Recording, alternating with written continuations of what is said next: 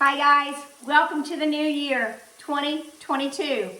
And today we're going to do a nice healthy soup adapted from Alton Brown's cookbook. Now, he did not use pepper in his soup, and he did not use as much sherry as I'm going to use. He didn't use any sherry, he used sherry vinegar. So we're going to change this up, and I'm going to show you some adaptations that you can do. Right now, in my Cuisinart pressure cooker that I have set on the saute feature, I have 1.5 full red onions. So you get a large red onion and chop it up. It doesn't have to be perfect because when you use a burr blender, we're going to use one of those boat motors in here in a little bit. So 1.5 onions directly in here. And then I have 5 whole cloves of garlic, the big whole cloves. And then I chop those up and let my onions saute a little bit and then throw the garlic in. I want to soften the onions a little bit before I get the garlic in. Remember how I've told you about when the garlic is in there too long, it gets a little bit bitter? We don't want that. The aroma of this right now is just unbelievable. The whole house smells like this concoction in this pressure cooker. Now, if you've never cooked with a pressure cooker or an Instant Pot, it is really a treat because it makes everything go so much faster. All right, so we've got that happening. Now, today I am using Cento tomatoes. I've got 2 28-ounce cans.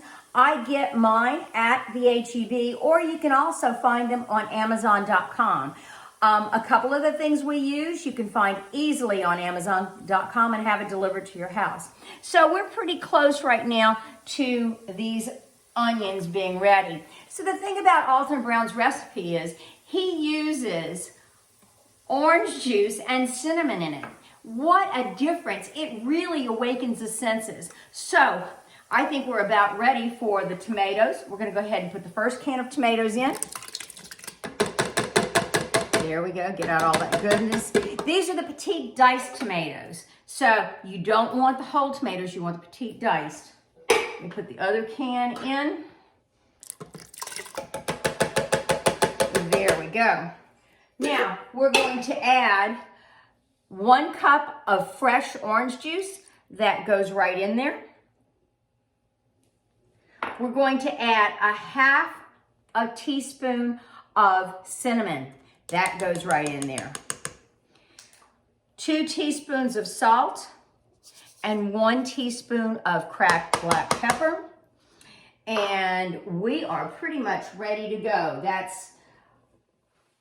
We'll take this, we'll put the top on it. We're going to take it now to the feature of low pressure. So we're going to move it to the low pressure feature, and then we're going to set the timer for 12 minutes.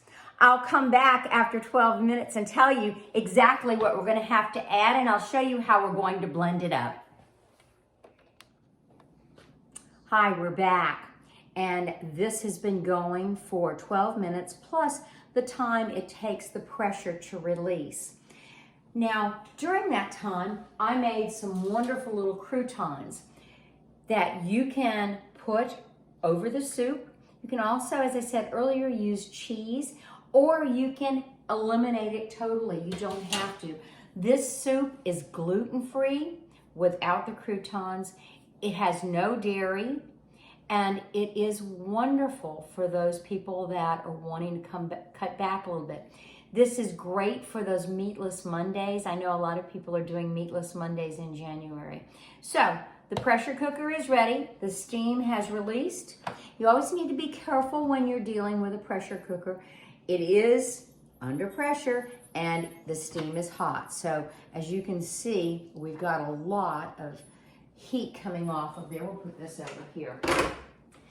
When I first started, I didn't tell you, we used 3 tablespoons of olive oil, and I used my nice BR cone olive oil, and we started the onion and the garlic off in that. So now the next thing I will add will be about a tablespoon and a half of cream sherry. I'm just using the Taylor cream sherry. It's just a generic. And I'm using a white wine vinegar, a tablespoon of white wine vinegar. So I've got my Viking boat motor or my burr blender or whatever, stick blender, whatever you want to call it.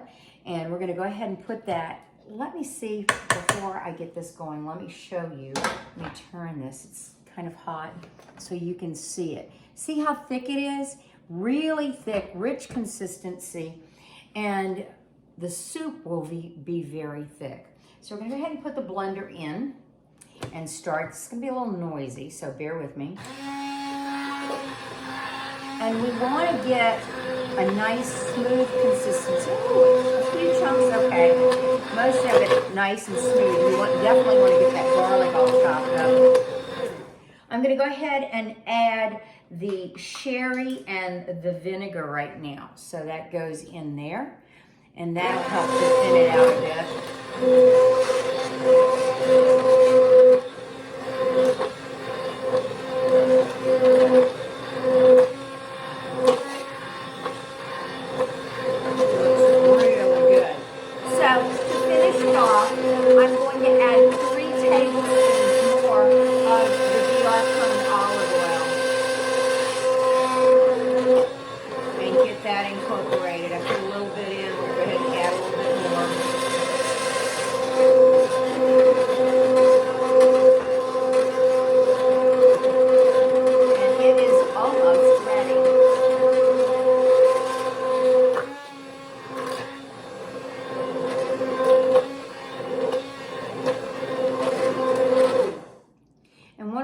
Why we use the petite dice is it's easier to blend up after. So we're going to go a little bit more. I see some chunks in there. Good. Okay, perfect.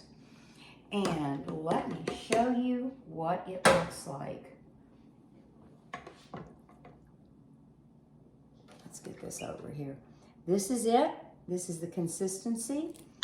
And I will serve this with, for me, a little bit of cheese. You don't have to.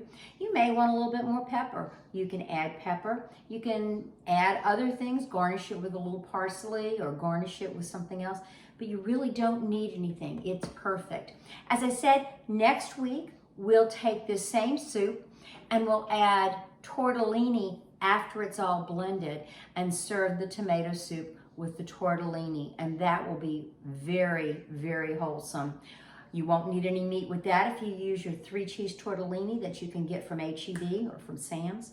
So I hope you enjoy it. I have to give credit where it's deserved. Alton Brown, his recipe is the basis for this, and it was delicious when we tried it last night. I am sure it will be delicious again tonight. Thanks for tuning in. Catch you later.